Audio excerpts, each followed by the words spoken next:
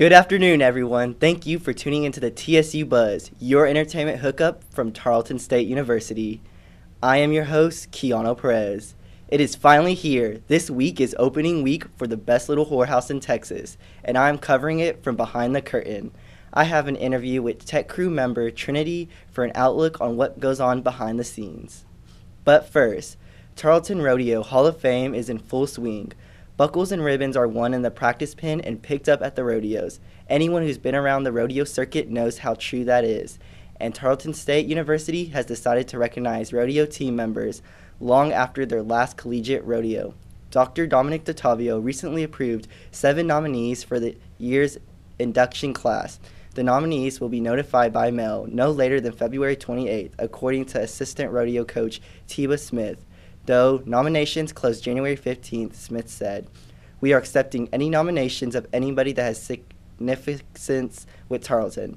Tarleton has had a rodeo team since 1947, but only established a Hall of Fame last year. It's unclear why Tarleton Rodeo Hall of Fame has taken a while to get established, but is in full swing now. Its first year out of the chutes, 8 past rodeo team members were inducted, all from the 1969, 1970, and 1971 women's team that won a national championship 3 years in a row. According to the Tarleton Rodeo Hall of Fame Steak and Auction Dinners program, the inaugural inductees are Angie Watts, Averhoff, Vicki Hines Emerson, Sally Peterson, Hallie Reed, Karen Walls, Connie Wilkinson Wood, Martha Tompkins Wright, and Sharon Harrison Youngblood. The inductees were recognized at the annual dinner held at City Hall and city limits, where the inductees were given medallions to be proudly worn around their necks. Every year, nominations are taken and nominees are decided on according to a list recommendation by a committee of 7 people. Qualifications can be found on the Tarleton Rodeo webpage. Members are inducted once a year and will be recognized at both the annual steak dinner and auction and the National Intercollegiate Rodeo Association Stampede Rodeo that will be held in April at the Lone Star Arena in Stephenville. In the next 5 years, Smith says she thinks it will grow every year, bringing alumni back to Tarleton. It just keeps growing and growing. Currently, there is no place housing the Hall of Fame, but with an indoor area in play, Smith hopes there will soon be a place dedicated specifically to these honorable cowboys and cowgirls. Now from the rodeo to the stage, here's my interview with Trinidee Mitchell.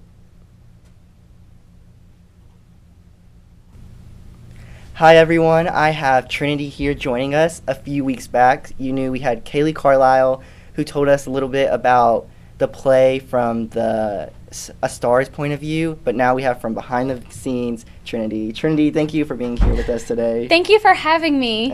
And you are a tech crew member, is that what you are called? Yes, I am the makeup designer for the best Little Whorehouse in Texas. And well, we all know what makeup is, but can you go a little bit into your job or what your duties are? Well, what I get to do, I put on stage makeup for approximately 45 people in the cast.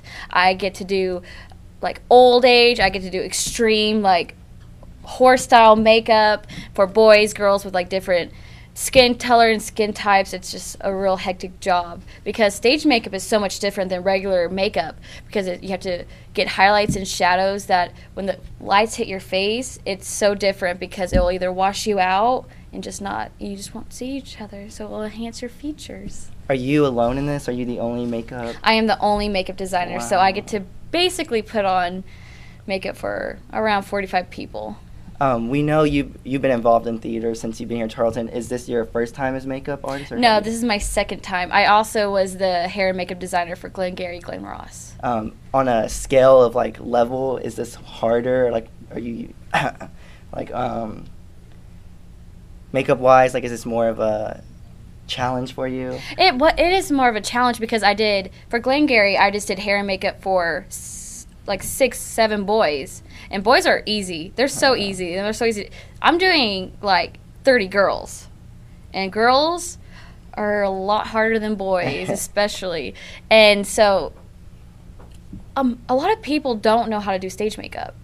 So I have to like teach them and make them practice, and there's like eyelashes and there's so much eyeshadow, and then there's like fake teeth and just like so much of everything.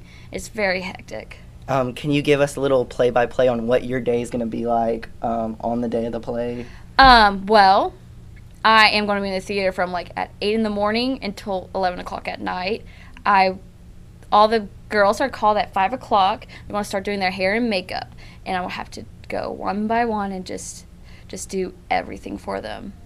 But a lot of girls know how to do it, so more people that know what they're doing will be so much easier. Oh, okay. And I know you're preparing them for the play, but during the play, do you do any touch-ups, or is your job done? Yes. I have to stay backstage because there's a lot of girls who have to do a quick change and a quick transformation of makeup because they come out with like drastic horror, obnoxious makeup, and then later on they have to do something totally different in the second act. So I have to like wipe their face off, throw off a wig or two, and like a whole new costume, and just put everything on in a matter of like less than 5 minutes. Your job sounds hectic. Oh, it is, but I absolutely love it. Can you tell us a little bit other tech crew jobs there are behind the scenes? There's a costume designer that designs and puts together all the costumes that's in the show. In this show, it's over 100 costumes. Oh, there's a lot. And so, like, each character has at least 2 or more costumes. So we have to, like, build it and then measure it by each person. Like, we'll have all these costumes, but we'll have to, like, make it fit to that person, and not everybody's the same size, so that's a lot hectic, and we have to go by what the director wants, and sometimes the director does not want one thing from the beginning of the show to the end, so everything changes. But it wouldn't be theater if it wasn't hectic and crazy.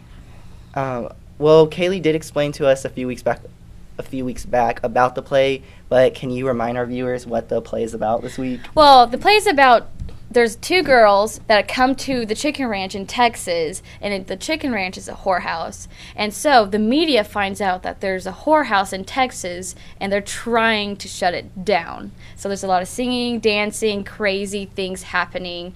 It's one of the funniest plays musicals that you will ever see. And there's a lot of people who are very actively involved in campus. So it'll be so great to see some people like do a lot of random crazy things on set. Well, I'm excited, and I can't wait to see it and see your work. Can you tell our audience what time and when the play starts? The play starts Wednesday, February 27th at 7:30 through Saturday, March 2nd at 7:30. And bring your student Texan card if you have it. If not, buy one. Well, thank you for being here with us today. Thank you. It was fun having you. Goodbye. That is all the buzz we have for you today. Be sure to watch last Friday's special TSU Buzz with Selena Ennis over Delta Phi Epsilon's first event here on campus, ANAD, this week. This entertainment broadcast was produced by Tammy Wilderhold, Yuritsa Corrales, and Landon Hateston. Be sure to watch every Monday at 2 for your entertainment hookup. Also catch Texan TV News daily broadcast as well as Ada Delgado's top stories of the week translated to Spanish, and Kayla McKaig's Sports Show's topic of discussion. Goodbye, everyone, and have a great week.